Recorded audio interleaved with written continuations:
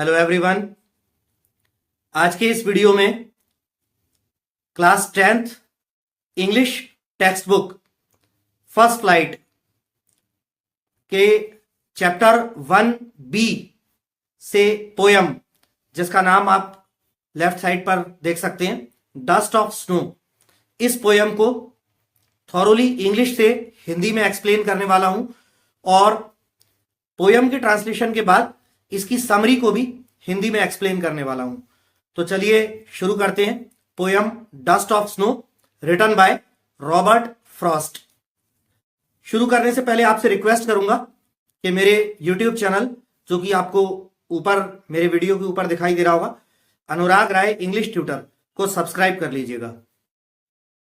तो पोयम का नाम आप देख सकते हैं, डस्ट ऑफ स्नो। इसका मतलब है बर्फ की धूल, या धूल कवि उसको प्रयोग कर रहा है, धूल के बजाय हम कहें कण, बर्फ के कण। जहां पर जिन जगहों पर स्नोफॉल होता है, बर्फ गिरती है, तो बर्फ जो है बारीक बारीक एकदम कणों के रूप में होती है, यानी डस्ट के रूप में, धूल के जैसे पाउडर फॉर्म में होती है। इस तरह से स्नो गिरती है। तो डस्ट ऑफ स्नो का यही मतलब है, बर्फ की धूल या बर्फ के कण, बर्फ के बहुत बारीक फाइन पार्टिकल्स। और लेखक का नाम भी रिपीट कर दे रहा हूं, रॉबर्ट फ्रॉस्ट। तो अब ये पोयम शुरू होती है यहां से, और लेखक का नाम भी आप देख सकते हैं, रॉबर्ट फ्रॉस्ट। तो ये पूरी एक ही सेंटेंस में पोयम है, शुरू से लेके एंड तक कहीं कोई कॉमा या फुल स्टॉप नहीं है, एंड में फुल स्टॉप है। तो पूरी एक सेंटेंस में पोयम बनाई हुई है। The way a crow shook down on me, the dust of snow from a hemlock tree has given my heart a change of mood and saved some part of a day I had rued. Hemlock tree, hemlock जो है वो धतूरे का एक पेड़ होता है, विषैला पेड़, जहरीला पेड़ होता है धतूरा। धतूरा की ही प्रजाति का एक पेड़ होता है हेमलॉक का पेड़। तो कवि कहता है कि जिस तरीके से एक कौवे ने एक हेमलॉक के पेड़ पर से बर्फ के कण, बर्फ की धूल मुझ पर झड़ाई, उस बात ने मेरे दिल को एक बदली हुई मनोदशा दी। उस बात ने मेरे दिल में मेरी मनोदशा को, मेरे मूड को बदल दिया।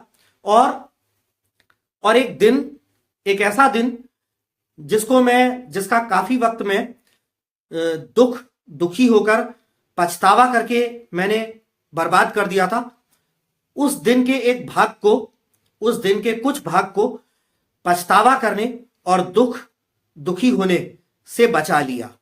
तो ये कविता है, the way a crow Shuk down on me the dust of snow from a hemlock tree. छोटी सी है तो मैं इसको दोबारा से एक्सप्लेन कर दे रहा हूं।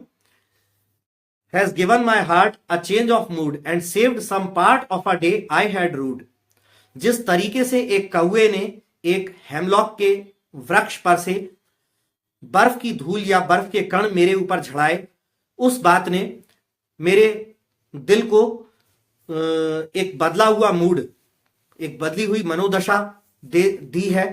और एक दिन जिसमें मैंने दुख किया, पछतावा करके बर्बाद किया, उस दिन के कुछ भाग को दुखी होने और पछतावा करने से बचा लिया है। अब यहां पर अपन ये समझते हैं कि कवि जो है हेमलॉक के पेड़ के नीचे मौजूद है, बैठा हुआ है या खड़ा हुआ है। कवि रॉबर्ट फ्रॉस्ट हेमलॉक के पेड़ के नीचे है, या तो बैठे हुए हैं या खड़े हुए हैं। और उस पेड़ पर जो है, पेड़ की बाउज पर, ब्रांचेस पर, पत्तियों पर स्नो जो है जमी हुई है। एक कौवा जो है उड़ता हुआ आता है और पेड़ की एक ब्रांच पर, एक बाउ पर, शाखा पर बैठता है। तो कौवा एक थोड़ा सा बड़ा पक्षी होता है, वो उड़ के तेजी से आके किसी शाखा पर बैठेगा तो वो टहनी जो है हिल जाएगी। तो कौवे के बैठने से पेड़ की टहनी हिल जाती है और उसके ऊपर जमी हुई बर्फ जो है वो कवि के सिर पर झड़ के गिरती है।